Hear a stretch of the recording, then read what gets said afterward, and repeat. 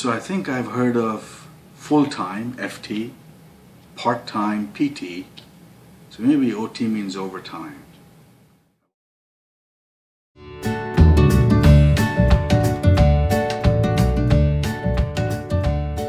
Occupational therapy for me after bilateral knee replacement was basically a lifeline for some level of independence. I had limited physical skills, so things like personal hygiene and even just getting dressed were actually challenging, and then of course learning how to walk again.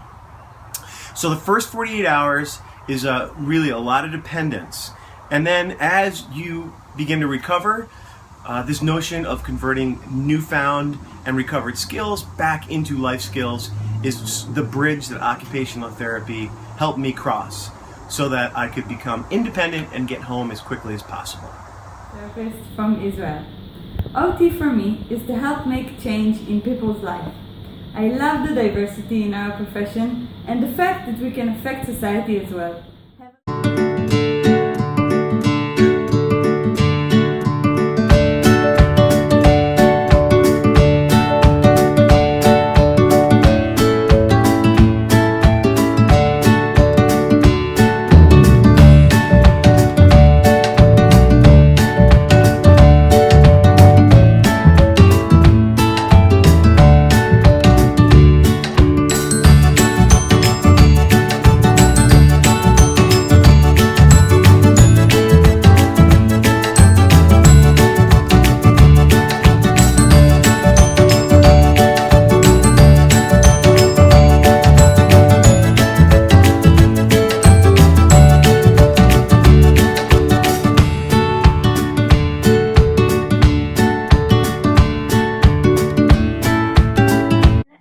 What is occupational therapy? My definition is that it's a health and wellness profession that works with people of all ages to help them do what they want to do in their everyday lives.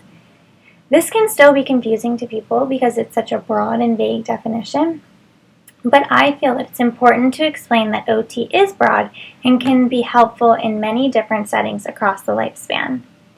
When I say I'm going to school for occupational therapy, many people do reply by saying, "Oh, like physical therapy?" I had a fieldwork supervisor that I observed define OT as therapy for your everyday life in response to the question of how is she different than PT. This definition stuck with me because I feel that it's short and to the point and can be easily understood by many clients. I particularly want to work as a pediatric OT, and this raises more questions about then why do kids need occupational therapy? I thought you help elderly individuals get dressed, shower, and prepare meals. To which I have to explain that a child's meaningful occupation is to be a kid, play, eat, sleep, go to school, etc.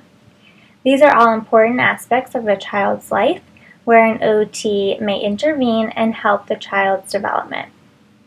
It's very exciting to me when people I meet already know what occupational therapy is, but we definitely have a long way to go to raise awareness for our profession and help people understand how meaningful occupational therapy truly is.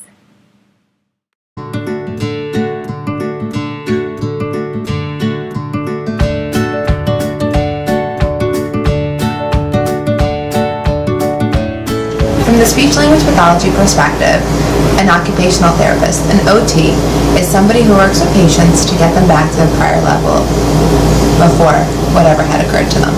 So they work with both neuro patients and ortho patients on activities of daily living.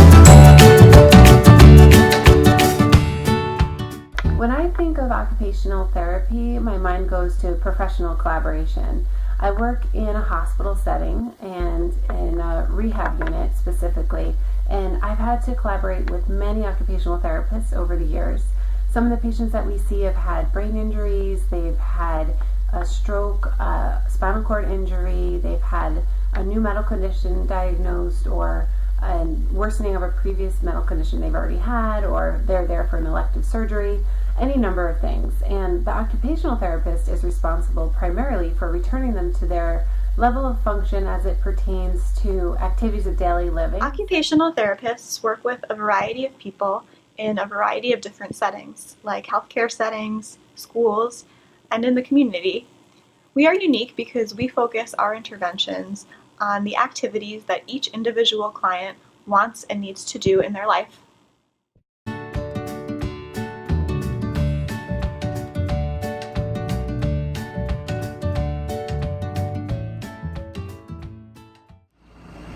From the perspective of occupational therapy, I think that the main benefit to me was in helping me just be able to navigate through the day-to-day things, obstacles, challenges that I would have just to live my life.